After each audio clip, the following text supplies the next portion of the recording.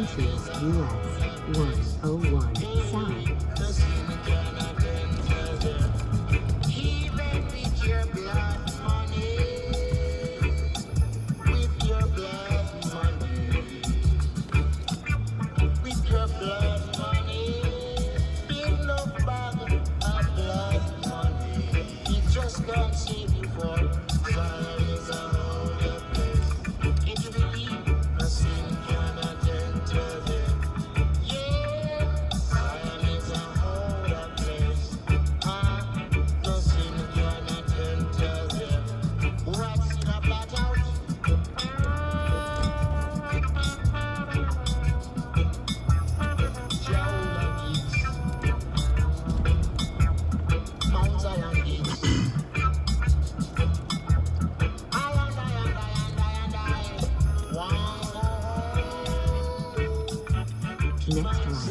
onto US 101 South.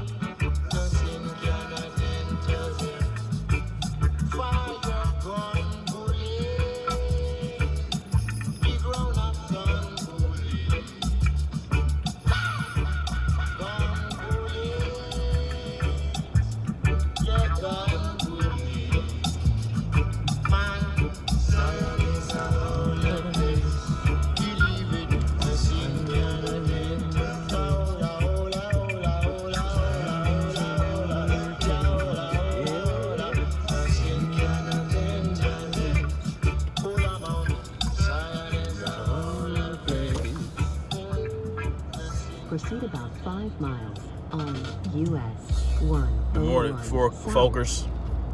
Snap turtle in the truck. Yeah, Forkers. I was about to say Forkers. What's up, Folkers? Snap turtle in the truck. 2 miles with a sunny boy on the route. Slow traffic. Enjoying this dreary day. You know, this somewhat rainy day. On my way to Costco, and you know, it is May 19th, 2019. I know I said it was May 19th 2 days ago, but it's actually May 19th today. So I corrected myself. You hear me? Anyway, what's good with y'all on the Sunday? What's good with y'all? What's good with y'all on the Sunday? I'm enjoying my Sunday so far, hanging out with my son. And today, I'm gonna talk about something a little different, change it up a little bit, a little change of pace. And what I want to talk about is that Deontay Wilder, Dominic Brazil fight. Okay, we'll talk about that a little bit. A little change of pace. Maybe talk about some other things, but I want to talk about that first. I'm a huge boxing fan. Have been for a while. I love to box as well. You know, I like to get in there and throw hands around. So I'm a really astute boxing observer. Okay, and we have to talk about and give props to Deontay Wilder, and I want to give props to Dominic Brazil because not many men have the balls to get in the ring with Deontay Wilder. I mean, some of the best fighters in the game right now don't want to face him. Okay, and that's why I give even more props to Tyson Fury. All right, he's one of the best boxers of all time in terms of the heavyweight division. Best boxer, okay? When if you know what boxing is, you'll be hard pressed to disagree with me. All right, that Tyson Fury is the best is one of the best boxers ever to do it in the heavyweight division. Okay, now Deontay Wilder on the other hand, is one of the best brawlers. All right? One of the best brawlers in the heavyweight division of all time.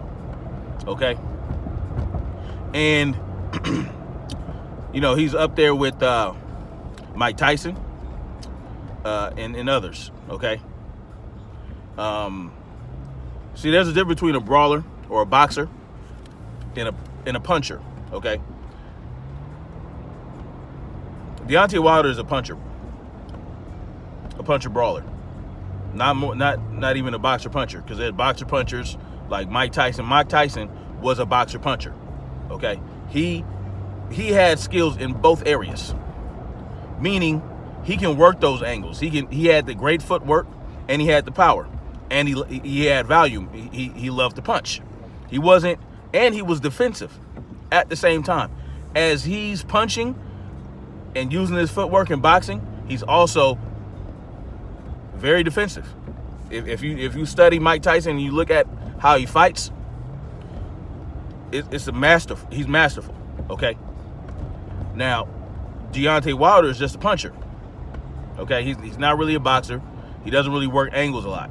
Okay, and that's common in the boxing division, especially the heavyweight division, especially nowadays. A very few boxers in the heavyweight division.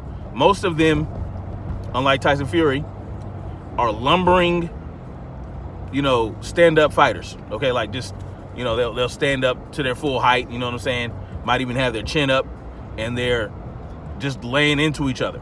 When you have two heavyweight boxers, for the most part, they're laying into each other, throwing punches, going back and forth, trading shots. This leads to a lot of hits to the head and the body. And you really have to, if you're going to fight like that, you really have to have a strong chin. And, Dominic Breazeale demonstrated that as good as his chin is, it's hard. It was very difficult to stand up to Deontay's freakish power. All right. And that's why I like Tyson Fury so much, because Tyson Fury works angles, he boxes, he's very defensive, he has great hand movement, he has great head movement, and that's very key. All right? Very key. If you want to survive the sport for any good amount of time, you have to have great head movement, you got to have great defense, and your eyes got to be sharp. Much props to Tyson Fury. He's probably my favorite heavyweight boxer right now, next to Deontay. And I like them for different reasons. I like them for very different reasons. I like Deontay because of his confidence, his and the challenge that he presents to many boxers, like Luis Ortiz. Luis Ortiz is another boxer in the heavyweight division who is a sound boxer. Like he boxes, he works angles. He's one of the few, you know what I'm saying, that does a lot of that. And he almost knocked Deontay out. I mean, Deontay was out on his feet for the 7th round of their fight. And somehow he pushed through it. He was able to lean on Luis Ortiz, who was so anxious to finish him off that he really kind of shot himself in the foot, because, he allowed Deontay Wilder to survive that round. And then Deontay came back a couple rounds later and knocked Luis Ortiz out. So the fight I saw last night with Deontay Wilder, Dominic Breazeale, I mean, the power that Deontay Wilder possesses, I see no sign of fatigue in that power. I see no sign of degradation in that power. And so when you encounter fighters like that, there are very important things that you must understand. Okay? See, it's not really a talent, right, that Deontay Wilder possesses that allows him to knock people out. its anatomy, and it was basically anatomy. All right. See, and the thing about him, and he's even more of a freak than most of this type of person that I'm about to talk about. Okay, this type of fighter. Mike Tyson was this very type of fighter. Okay. Deontay Wilder possesses what is known as fast twitch muscle fibers. Okay. Mike Tyson possesses fast twitch muscle fibers, and Conor McGregor possesses fast twitch muscle fibers. All right, and it's that fast twitch muscle fiber construction that allows him. See, okay, so force is acceleration times mass. Okay, now if you, and that's just, it depends on, okay, so let's say someone who's heavier, right, can have as much less force than someone who's smaller, but is faster, and it overcomes the mass ratio, or the mass part of the ratio. So let's say if somebody weighs 200 pounds and they throw their hands at 100 miles per hour, and they go up against somebody who weighs 250 pounds and they throw their hands at 70 some miles per hour, the odds are that smaller individual is going to have a greater chance of knocking you out. Okay, even though he's smaller. See, I don't know how much Deontay Wilder weighed before this fight, but when he fought Tyson Fury, he weighed 215 pounds. Okay, 215 pounds. I believe Tyson Fury weighed like 250 pounds, something like that. And Tyson Fury's taller. Okay, now Tyson Fury has fast hands. Okay, he has fast hands. He has nice, accurate hands. You know what I'm saying? But there's not as much. It's not as fat. See, it's the muscle twitch. It's the muscle twitch that Deontay possesses.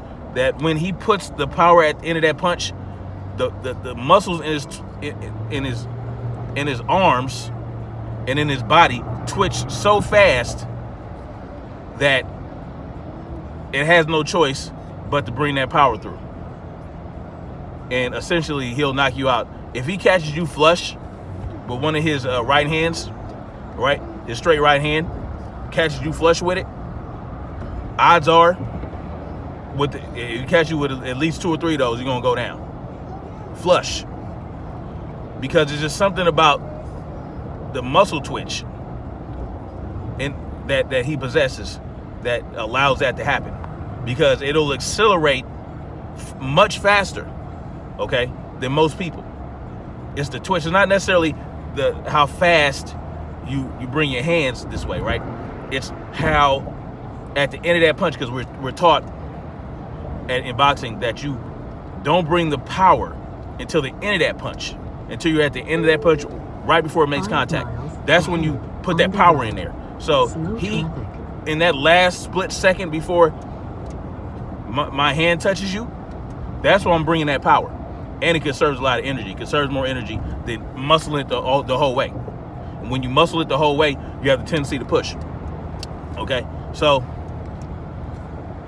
it's something about him with those fast twitch muscle fibers that when he brings that power at the end of that punch, it's devastating. Okay? And you can tell he's very loose. He's very loose and relaxed before he throws his punches. He's very relaxed. And that's key too. Because the more relaxed you are, the faster your hands move when you're ready to punch. Okay? The more relaxed you are in a fight, the faster your hands will go. And the more concentration you have, because you're not expending energy bunching up like this. You know, you see people, squaring up like that, and they're real tense, and they're doing all this and jerky, right? And that expends a lot of energy. So you want to be very relaxed in a fight. And not only that, but you can Your head movement is better. You know, you can move your head and you can slip better. You can duck better. You know what I'm saying? You can parry better because it's something about being relaxed that allows that to happen. Okay, so he's very loose, very relaxed before he throws his punches, except when it came to Tyson Fury. And that's what Tyson Fury frustrated him. Okay? Tyson Fury made him tense up. And that's why when he did land sometimes with those flush right hands, Tyson Fury was able to avoid being knocked out. Right? And also he would take some of that power away by leaning away from the punch. So if you know a punch is coming and you know 9 times out of 10 you're not going to be able to avoid it, then you go with the flow of the punch as opposed to just standing there. You might want to lean away with it. Okay? So that'll also help you avoid being knocked out.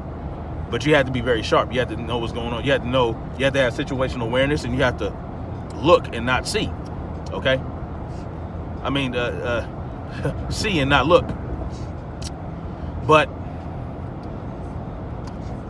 what I'm getting at is, if you're going up against someone with freakish power, like Deontay Wilder, okay, and you're a boxer, right? And now I know no professional boxer is ever going to see his video, but if you're going up against somebody like him, okay, you don't really know until you get hit by him. But this is always what I practice. This is always common practice. You have to have good head movement. You have to have good head movement, okay? What I saw last night with Dominic Brazil, he was asking to get knocked out. Dude was asking to get knocked out. And every time he would go to throw a punch, he's dropping his hands away from his face. Okay, I saw that early on. And someone like Deontay Wilder, who was a headhunter, okay, has mastered the art of detecting little nuances in somebody's stance and somebody's hand movements and all that other shit. So what I saw right before Dominic Brazil got knocked out was him dropping his hands to maybe throw a hook or a check hook, or you know what I'm saying, or a jab. That was his first mistake. Well, no, his first mistake was his head wasn't moving, right? He didn't have that good head movement.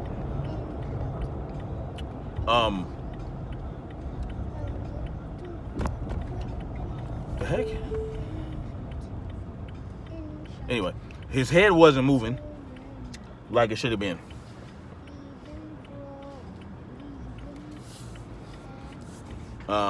That was his first mistake.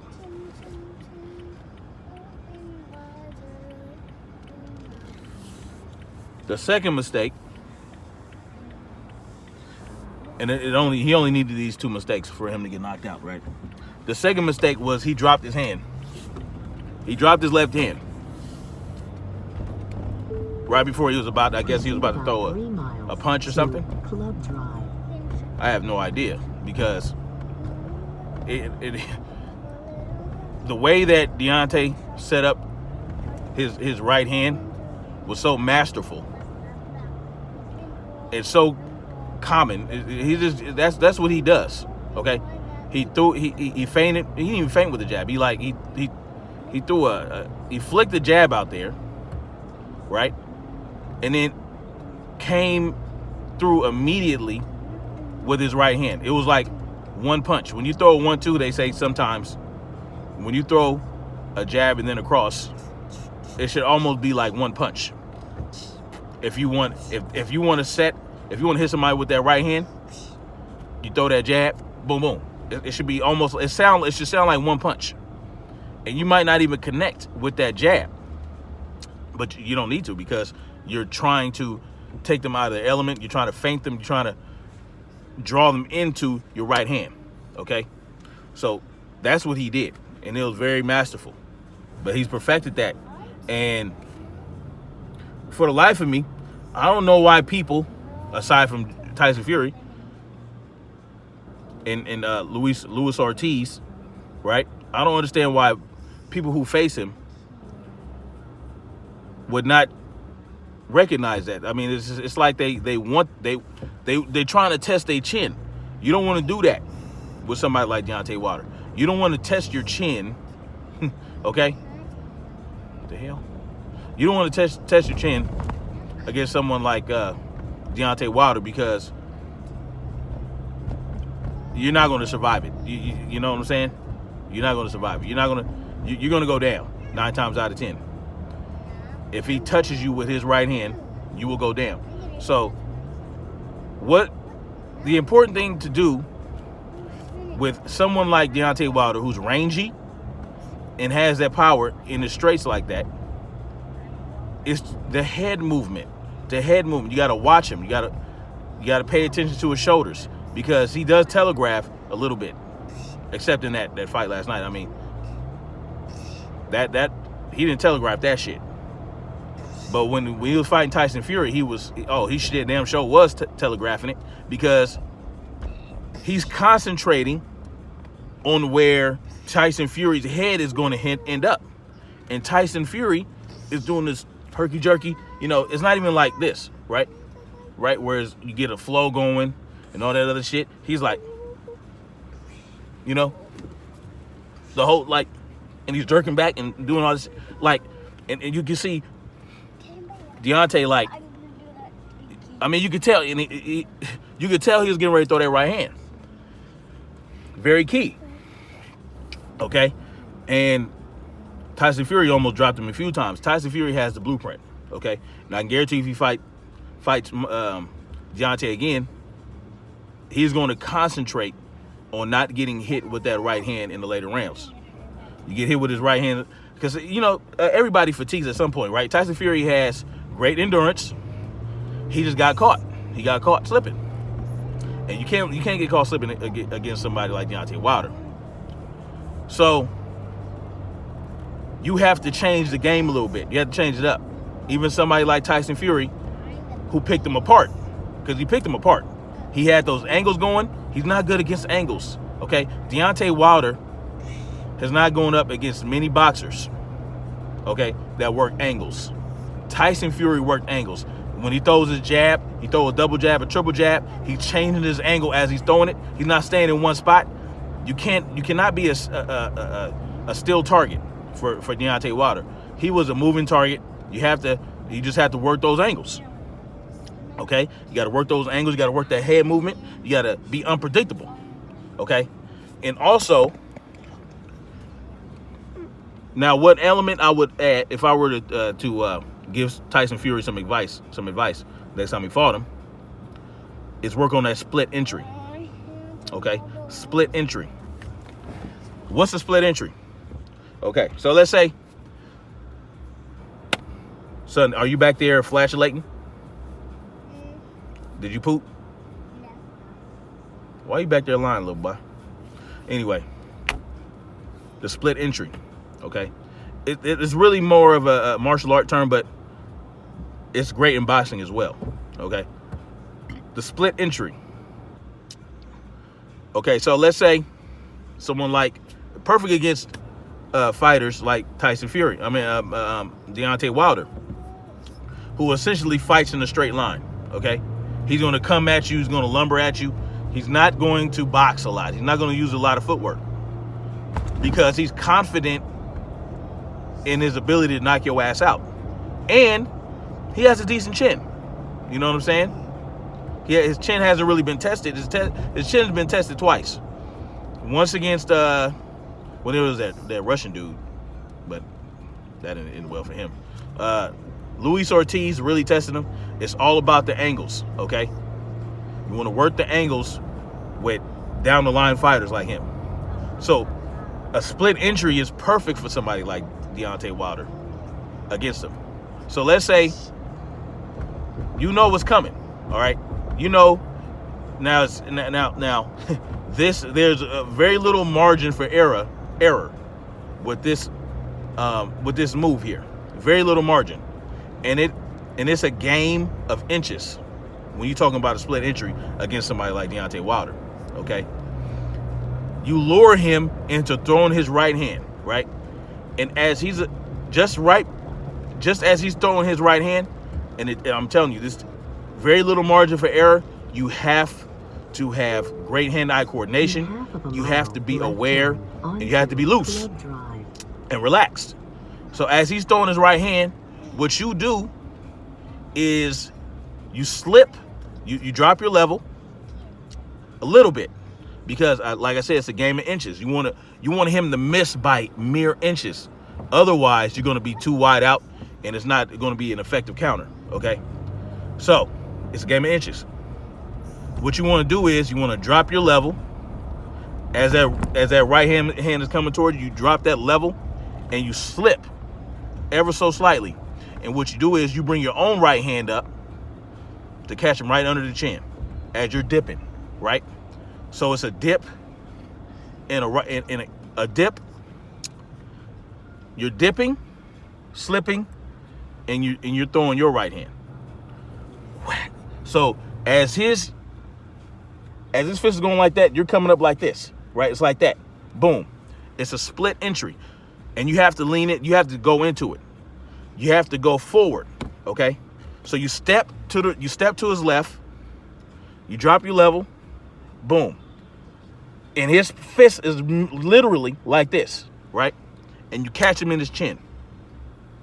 It's very crucial. The timing has to be perfect. And when he throws his right hand, odds are his jab is still going to be here, right? Like that. So he has no protection for his chin. You know what I'm saying? No protection. So what you're doing is you throwing your straight right hand as he's throwing his straight right hand at the same time. It's reciprocal. But you next left have dipped. Right turn. You have dipped, right? You drop your level, you step forward, and you turn your hips into it. Whack, just like that. So as he's coming in, because he's gonna be up, he's gonna be higher, and he's only gonna drop his level when he freaking turns his hip and bends his knee. You know what I'm saying? He's gonna step with his jab and boom, come with that right hand. Well, you have to be out the way. You got to be here. You're going to drop your level. Your arm is going to come up inside of his arm like this. Boom. And you're going to catch him right in the chin. That is something that'll knock a motherfucker out. Okay? That's one way to catch him. I mean, that's what I call a split entry right hand counter. Okay, split entry, and they call it split entry because you're splitting between both his hands. So you're splitting his weapon, right? You're going down the middle of his weapon, of his two weapons. You're splitting his two hands, and that's essentially why they call it a split entry. So you're right turn. You're dipping left.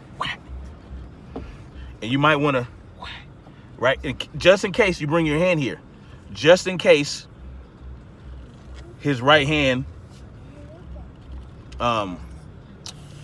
comes too close to your chin. So you're gonna be here, bam. All right, you really don't have to worry about covering this side of your face, because when you do this split entry and you're dipping left, you're dipping away from his other weapon. So essentially you want to be here, right? Bam, just in case that right hand gets too close. All right? And you can use this against anybody, really. I mean, anybody who you feel is about to throw a straight right hand. It could even be an overhand right? An overhand right is more of a see, you start here with an overhand right, and you're coming up, right? You're in an upswing, and you come down an arc like that to bring their chin down. Well, basically what you would do to set that up is a front uppercut. So a front uppercut, lift that chin up, overhand right, because the chin is up. And now his chin is exposed and is a perfect target for that overhand right. All right. But like I said, get somebody like Deontay Wilder. I'm gonna have a low center of gravity. Low center of gravity. I'm gonna be low. I'm gonna have a wider stance. I'm gonna be low.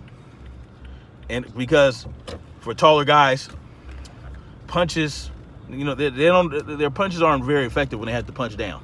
Okay. But for somebody like Deontay, I mean, it only it only dampens that power just a little bit because it's fast twitch muscle fibers. It's really just a natural thing for him. It's natural, you know, and he just honed it to a sharp edge. So like I said, low center of gravity, lots of head movement, working on those split entries, answering.